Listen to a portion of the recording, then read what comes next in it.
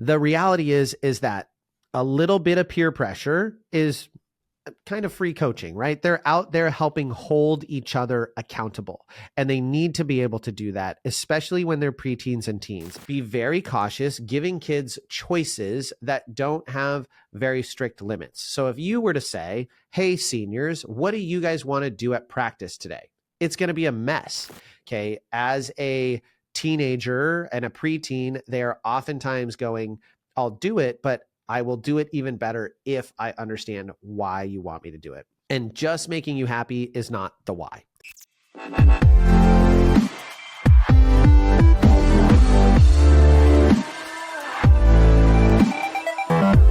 Hello, everyone, and welcome to another episode of the Cheer Biz Podcast. Today, we are diving into my secrets to motivating teens and preteens. Now, before we get into the episode, make sure you head on over to Cheer Gym Owners on Facebook and All-Star Cheer Coaches and Owners, where you can join our groups and engage in all of the amazing discussions we have going on in those groups.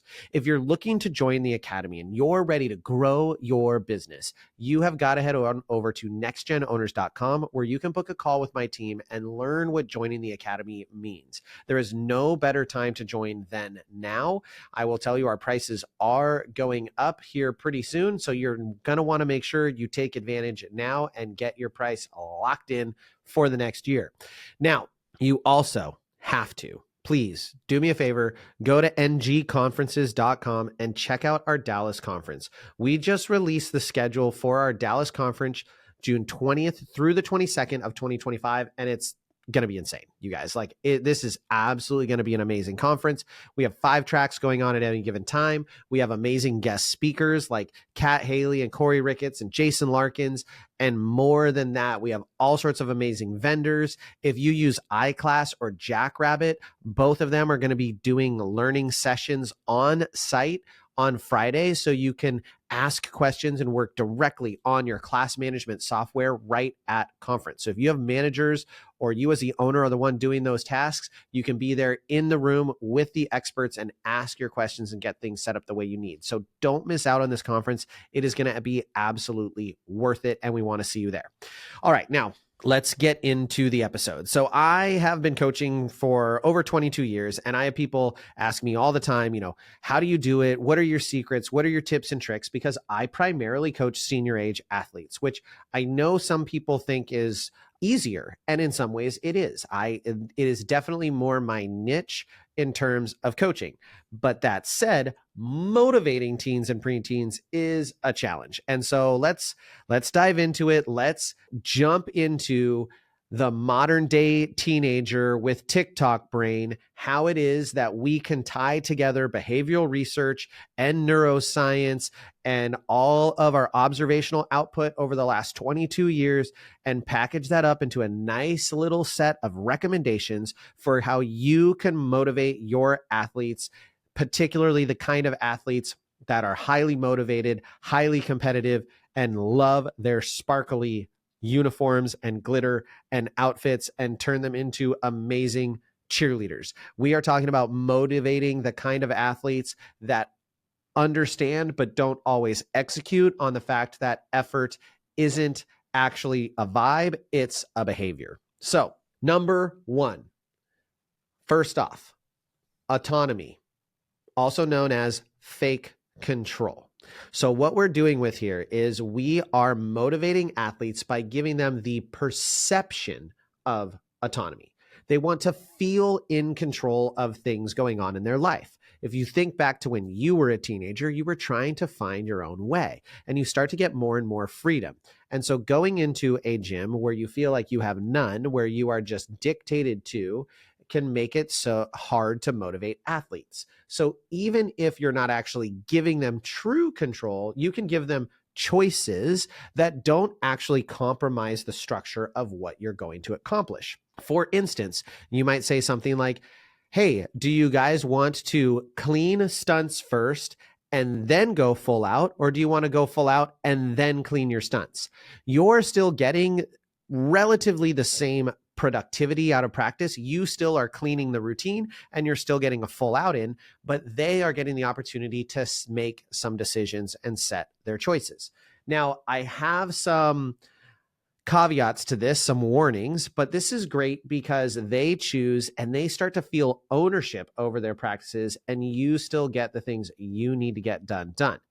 But that said, be very cautious giving kids choices that don't have very strict limits. So if you were to say, hey, seniors, what do you guys want to do at practice today? It's going to be a mess. It's not going to work out well. I've even made the mistake of saying, you guys go circle up and decide what you're going to do. And what that ends up doing is I've now set them up to get into a fight, because what's going to happen is my athletes, I'm going to have my high achievers who are going to be like, we need to go full out, guys. Like, we didn't hit perfect on the last one. We need to push and we need to go full out. Then you're going to have your very talented but super exhausted kids who are like, well, I do every section of the routine and I don't want to go full out. I'm actually really, really tired. So I would prefer us do an all stunt, or even they might even say a mark through because they're gassed out. And then you have your kid who's trying to avoid something. So they don't want to tumble because they don't feel like their tumbling is their best thing. So then they're like, oh, we should do an all stunt, even though they're not actually in stunts. Or vice versa. You have the stunter who's like, we should do a full out tumbling, and they don't tumble in the routine at all. And so now you've created this environment where like, well, we need to do this. And you start to get some arguments. So you avoid that by saying you have three options. Your three options are you can do a tumble through, you can do a stunt through, or you can go full out. I'm just using this as an example. You can set this up however you want.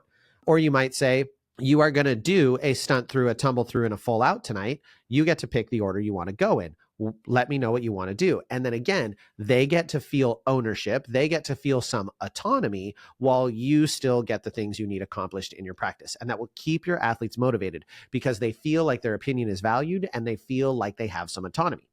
Number 2 is purpose over praise. So they want to know why things matter, not just because we have worlds coming up is why I need you to do this thing. They have goals. They need to have more than just because I said so, or because summit, or because worlds.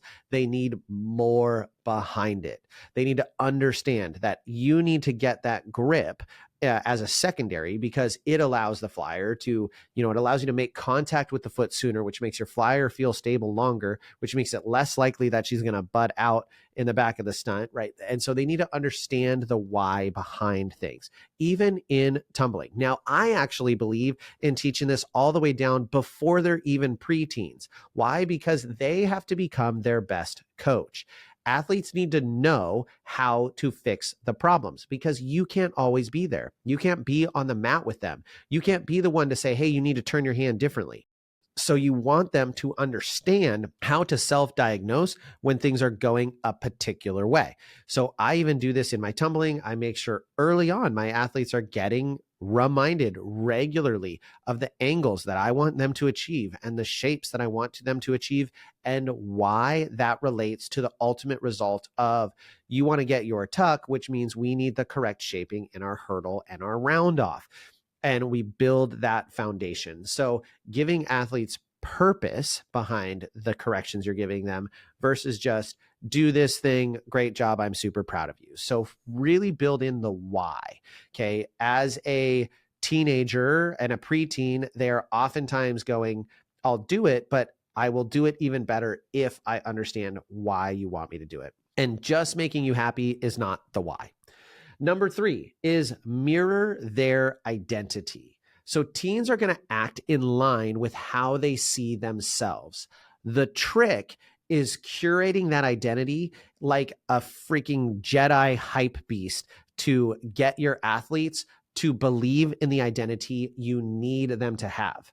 So changing the things that you say, like athletes like you don't give up on drills. You already do the hard stuff. That's what makes you different. And then suddenly they're not doing push-ups, but they're maintaining their brand, right? They are maintaining their brand as like, a highly motivated athlete who cares about the little things, as opposed to the narrative of you guys don't care about the little things. You guys don't try hard. I've talked about this on another episode very recently, but I think it is so important, right? You drive that narrative and you help them maintain their brand. So think of your athletes and your teams as like, what brand am I building? And then mirror that for them. And even if they're not necessarily living up to their brand, let them know why they have the brand that they do and how they can continue to iterate on that and become a better version of themselves. It will go a long way in keeping your athletes really, really motivated and working super hard. Next one is peer influence. Now, someone might tongue-in-cheek say this is weaponized drama, but I'm not a big fan of drama, so I don't love that, but like I've heard it referred to that by a few people. So the reality is that your athletes care more about the person next to them than they do about you and your approval. You, unfortunately, are mom, you are dad. And while we're very, very cool, and they do care a lot about what we say and think, they also are much more used to having adults tell them they're not living up to things, as opposed to their peers telling them, ew, that's gross, or you didn't do a good job. So use it. Use group accountability. Have partner drills or team challenges. The second that they think they're going to disappoint their teammates, they're much more likely to give that extra effort. Or maybe they're that athlete that really wants to be the best on the team. They don't want to let anyone show them up. And you can actually use that healthily to motivate them and the other athletes, right? You could be that good someday. They're motivated magically by this competitiveness. Now, you do have to be careful. This is where things can get very tricky, where there is a difference between accountability and being mean to someone. And so I've talked to my athletes a lot about this. Hey, look, it is totally okay for you to tell your teammate, I think you can step it up. Or, hey, we need more from you. Or, I believe you're capable of doing more. You have to believe in yourself as much as I do. It's okay to say those things. What it's not okay to do is text someone after practice and be like, I don't think you were trying hard enough tonight. You made me mad. I hate you. Like, that kind of stuff is never going to motivate someone. It's only going to motivate someone to work just so hard as they have to work to not get yelled at. I'm a much bigger fan in making it so they care about one another and don't want to let each other down. The reality is that a little bit of peer pressure is kind of free coaching, right? They're out there helping hold each other accountable, and they need to be able to do that, especially when they're preteens and teens. And I've too often heard gym owners say things and coaches say things like, it's not your job to hold each other accountable. Well, it's very unlikely that you can hold every single athlete accountable. They have to hold each other accountable. As a stunt group, they have to hold each other accountable. As a group of people tumbling together, they have to be able to hold each other accountable. Hey, Sarah, you were a little bit late on your hurdle. I saw you out of the corner of my eye. Can you speed up? Yes, I can. Great. Thank you. Then they encourage them when they did it right? They are going to work harder for one another. And if you build the right environment, it can be done in a very healthy way. So utilize the fact that they want to impress their peers. Utilize the fact that they care more about what their peers are saying than they care about what you're saying to your advantage to help motivate your kids. Number 5 is short-term wins. So gamify the grind. Their brains are wired for the here and now. That is just a change in kiddos, right? They don't have to wait a week to watch their favorite show. They just watch every single episode in one binge session. If they want something, they can say, hey, Alexa, or they can just go on Amazon, or they can order it and it can be delivered to their house as early as in a few hours. You're hungry, get Uber Eats. So they're not used to having to wait, that delayed gratification. So the more that you can gamify the grind, it's going to give you better results because the athletes are going to be motivated. So in September, it's very hard to be talking about going to Worlds, All-Star Worlds, Summit. You can talk about it, but it's not as motivating as if you find ways to have leaderboards or challenges or surprise rewards that are going to get the athletes fired up to work a little bit harder. A lot of people do this with like a color week contest in September as you're getting the routines together. I just did this last night We played a game. We gamified our grind where we practiced on Easter. We're getting ready to head to Worlds. We leave tomorrow at time of recording this, and Easter Sunday was yesterday. And I change it up every single year. But this year I had eggs that had a number in it, and they opened the egg with the number, and then they found out what the little chocolate Easter bunny they had on the bottom of it, and it would have a section of the routine, and they would have to hit that as many times as was on the number. They would have to hit 0 with good execution that many times.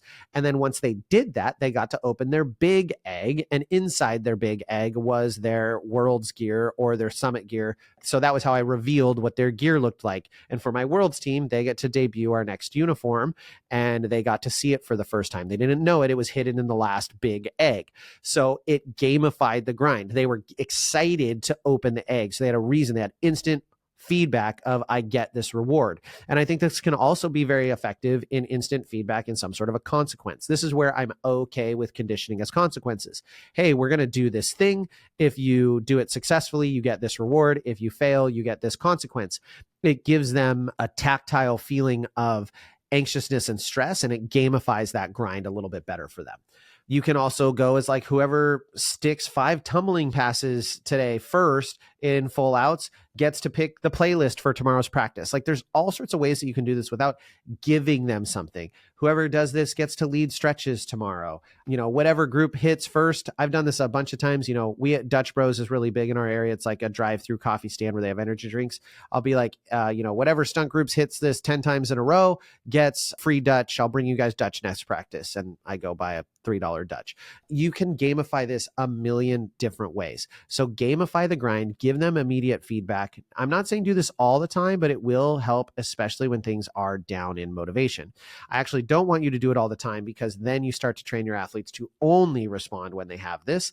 And I do think that we owe it to our athletes to realize that sometimes things take time, great things take investment, and it's okay to do that. Number 6 is energy regulation, not just motivation.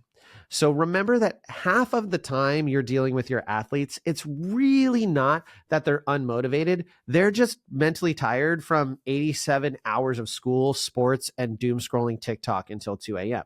So find ways to channel their energy. Get them hyped. Like if you have kids coming to you after they've gone to school, maybe they've gone to high school practice, maybe they cross over to a team, so they've had a practice before, like find ways to get your kids excited to practice. Now I'm all for systems. And in fact, I actually am probably not great at this.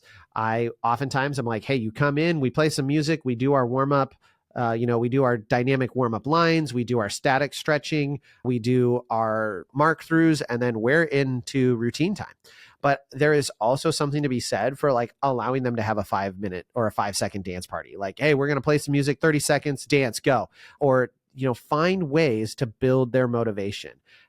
Go around the circle. What is one thing you're going to do amazing today? And what is one thing that you're looking forward to one of your teammates doing today? And then they get to like hype each other up before practice starts. There's so many different ways to do this, but you need to become the sensei of motivation. Like you as a coach, to get athletes motivated, need to really, really get your athletes motivated. You need to make sure that they are regulating their energy, right? And they're not just doing it through caffeine. So find ways to have a good time. Inject some weird breaks. Maybe you break for 10 minutes to see who can do the best TikTok dance. I mean, there's all sorts of things that you can tweak. First things first, when you have a team, especially late in the season that's struggling, look at adjusting their energy first before you start diving into you're just not trying hard. Because oftentimes they're trying as hard as they're capable, or they believe they're capable in the moment based upon their current mindset. So we have to help them adjust their energy and regulate that energy so they can deliver at that same level of effort, but it be a better product. One of the last things I would say that you can do, which is a little bit of a controversial one, and I'm a little bit leery of this one, but it is okay sometimes to embrace their inner villain arc. So some of your athletes may be more motivated by having a chip on their shoulder. So, it can be like, hey, Remember the judge who gave us a 1.8 on baskets last competition? Let's make sure that this coming event, they see it in HD, it's perfectly clear, and you are undeniable. I actually talk about this a lot with my teams in being undeniable. And I guess you could say that's me channeling the inner villain arc. I talked about this with my level 4 team after our last event. We didn't score as high as I thought we should score. And I told them, I said, hey, look, we don't know if that judge is going to be on our panel at Summit. And so we have to come back and show them, make them realize that we're as good as we are. We were not undeniable this weekend, and we have to be undeniable when we go to D2 Summit. And we've used that even in practices. Hey, we are not being undeniable right now. We're not delivering on the things that we talked about and the things that judge told us we needed to do. So you can utilize that to motivate your athletes. I want you to be cautious. I'm not a big fan of the forget the haters and prove them wrong and that kind of attitude as being a long-term play. I think that can be very negative for athletes, but every once in a while it can be just the right motivator, right? You saw that post that said you guys didn't deserve to win. Well, let's show them that we deserve to win. Let's come back and crush it. Let's make it so we are completely undeniable. And that's my favorite word, right? Undeniable. Just be undeniably amazing. No one can say no. I always tell my team the goal is to hit such an amazing routine that if we don't win, that the crowd is ready to riot because everyone is like, how is this even possible? And of course, I don't want a crowd to riot, but you guys get the idea there. At the end of the day, we have to help our athletes find their motivation. They are teenagers and they are battling distractions and challenges and hormones and all of those other things. So it is our job as the coaches, as the leaders, as the adults to utilize these strategies healthily and effectively to motivate our athletes each and every practice and show them that effort isn't a vibe. Effort is a behavior. All right, everyone, I hope you enjoyed this episode. Share it with a coach who would get something out of it or an owner who needs it for some staff training. As always, thank you for joining, and we will catch you on the next episode.